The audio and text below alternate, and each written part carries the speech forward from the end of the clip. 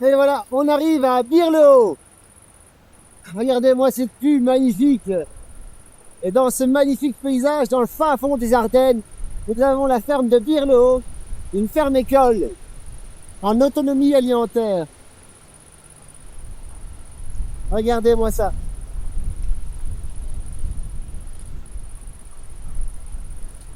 Je vous présente Thomas Lowers, formateur à l'autonomie alimentaire, paysan agroécologique.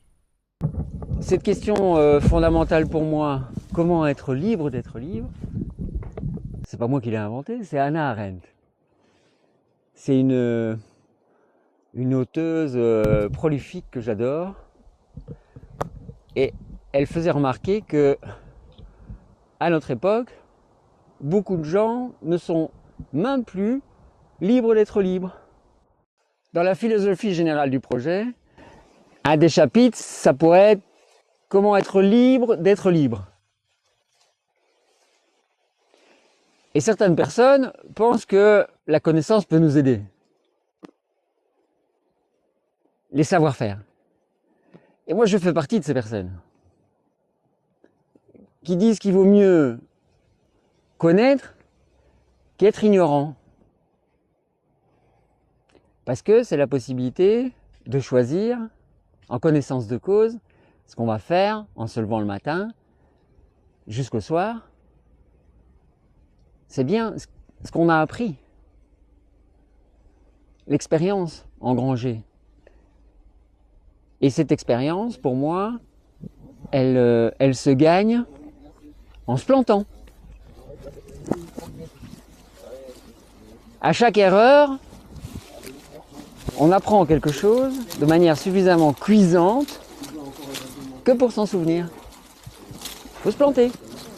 En tant que paysan, en tant que petit agriculteur, je me dois de participer à ce droit à l'alimentation, ce droit à choisir son alimentation en connaissance de cause, c'est-à-dire cette souveraineté alimentaire. Chacun peut grandir dans la responsabilité du choix de son alimentation. Et à travers les fermes-écoles, nous voulons donner cette possibilité à chacun de connaître ce qu'il mange et d'avoir expérimenté l'alimentation comme un bien commun. Qui veut jouer le second rôle?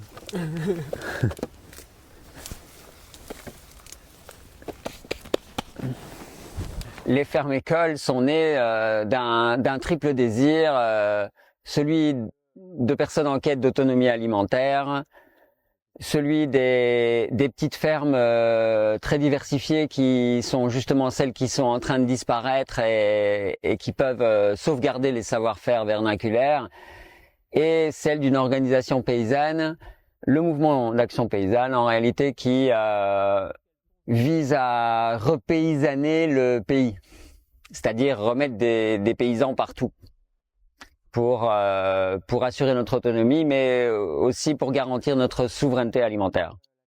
Les savoir-faire vernaculaires, donc je reviens sur ce que peuvent représenter toute cette maîtrise technique. C'est tout simplement, selon une expression d'Ivan Illich, de garantir la survie de la population. C'est-à-dire que c'est toutes les techniques, tous les savoirs accumulés par les traditions et renouvelés par les données scientifiques actuelles, qui nous permettent de vivre plus durablement, en tout cas en ayant réellement un mode de vie soutenable.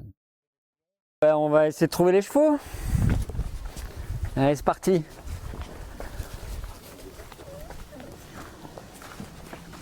Donc là, tu te dis, ce chien va me mener droit aux chevaux. Si les chevaux sont là au-dessus, par exemple. Même droit au-dessus de Ben, quoi. Éclairci, ça veut dire que de l'autre côté de la haie, là, ils peuvent très bien se cacher et ils peuvent très bien être dans le bas jusqu'à la rivière.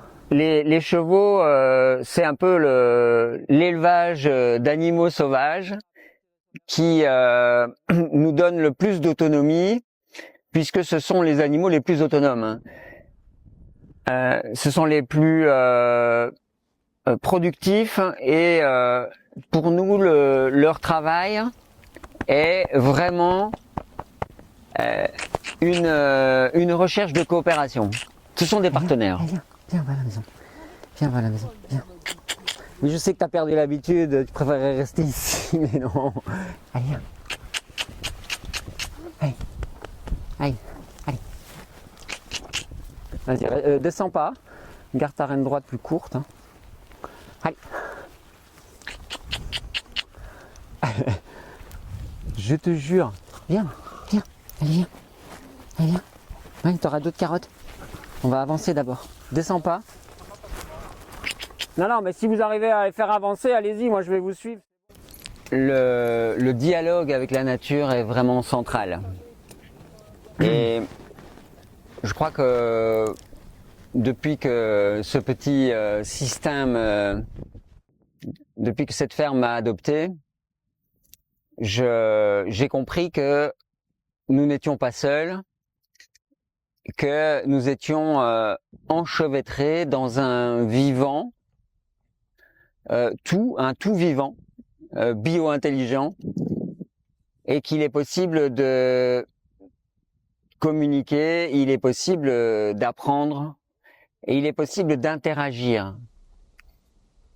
Et nous avons choisi la voie de la coopération avec le vivant, c'est-à-dire de considérer les êtres, les choses vivantes et les milieux de vie qui nous entourent comme des sujets. Et par ce biais-là, nous dépassons le naturalisme et pouvons comprendre comment cet enchevêtrement dans les plis du vivant nous amène à une certaine responsabilité de choix et de travail dans la complémentarité et non pas la servitude.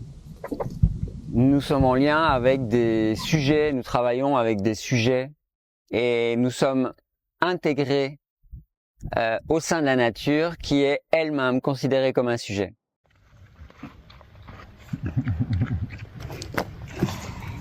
Sacrée boulette. Ça, c'est un animal de compagnie.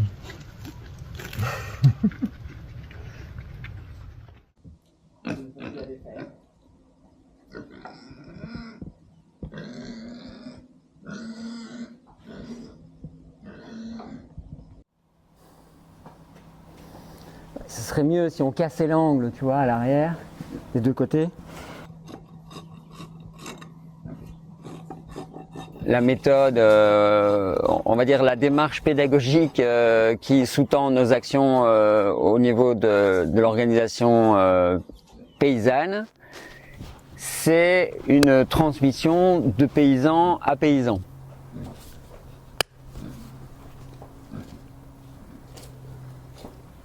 Que celui qui a déjà un peu plus d'expérience se retrouve de fait le formateur de celui qui démarre, bien entendu. Mais dans les deux sens, qui peut dire aujourd'hui qu'il sait communiquer avec les plantes ou avec les animaux? Est-ce que ça nécessite un écolage? Je pense qu'il y a toute la part intuitive et sensitive que chacun transporte dans son bagage, qui lui permet ou non de faire évoluer le processus. Et le cadre donc de notre transmission, c'est l'alimentation comme un bien commun. C'est-à-dire que nous allons partager ce que nous avons engendré ensemble.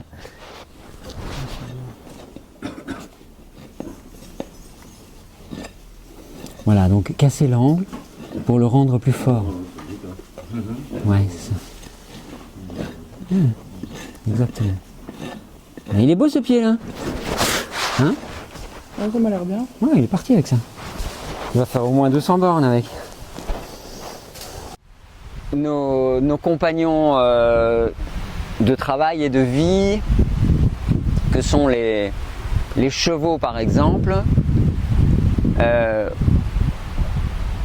nous permettent une série de choses et si nous vivons avec eux, puisque c'est eux qui disposent du plus d'espace dans la ferme finalement, si nous vivons avec eux, c'est pour apprendre à faire travailler l'entraide entre eux et nous. Tu vois qu'on est au XXIe siècle et qu'on sait encore s'occuper de... qu'on peut vivre d'une certaine autonomie, dans une relation avec le vivant. Je trouve ça fantastique, ça rassure. Si vous voulez prendre le chemin de la ferme, c'est facile. Sur le site de l'EPI, vous trouverez toutes les informations. L'EPI, c'est la SBL que le MAP a créée pour organiser les formations. Donc EPI, vous tapez EPI, MAP s'il le faut, et vous trouverez la ferme-école de Bière-le-Haut, ainsi que d'autres fermes-écoles.